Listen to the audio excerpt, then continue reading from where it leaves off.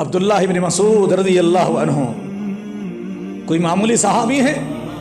اللہ کے نبی صلی اللہ علیہ وسلم مسجد میں آئے، ممبر پر تشریف فرما ہو رہے ہیں، اس وقت مسجد کے صحن میں کچھ لوگ کھڑے ہوئے ہیں۔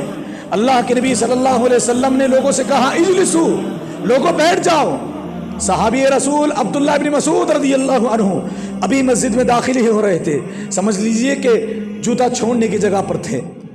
اللہ کے نبی صلی اللہ علیہ وسلم نے کہا اجلسو، بیٹھ جاؤ۔ عبداللہ ابن مسعود وہیں پر بیٹھ گئے۔ اللہ کے نبی صلی اللہ علیہ وسلم نے فرمایا تعال یا عبداللہ ابن مسعود لا اعنکا لم اعنکا، عبداللہ ابن مسعود آؤ تم اٹھ کر باہر آ جاؤ، تم کیوں بیٹھ گئے ہو؟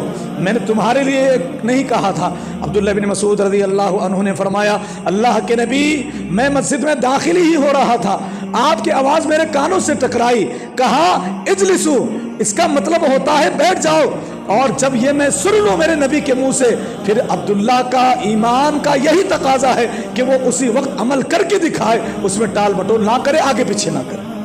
آپ نے کہہ دیا، میں نے یہ نہیں سوچا کہ آپ نے کس کے لیے کہا، کیوں کہا، کب کہا، کس وجہ سے کہا۔ میرے لیے آپ کا حکم عبادت کی طرح ہے، میرے لیے آپ کا حکم پیروی ہے، لازم اور فرض ہے کہ میں اس پر عمل کروں۔ یہ ہے اللہ کے نبی صلی اللہ علیہ وسلم کے احادیث کو ماننے کا مطلب، کہ یہاں حدیث آ گئی، اب ہٹا دیجئے خاندانی عصبیت، اب ہٹا دیجئے سسرالی محبت، اب ہٹا دیجئے لوگوں کا ڈر، اب ہٹا دیجئے لوگوں کی میجارٹی کا سوال، اب ہٹا دیجئے کہ اکثریت کیا کر رہی ہے۔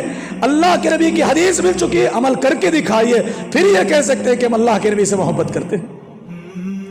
اللہ اور اس کے رسول کا حکم آئے تو دیر نہیں ہونی چاہیے، عمل کر کے دکھانا چاہیے۔ یہ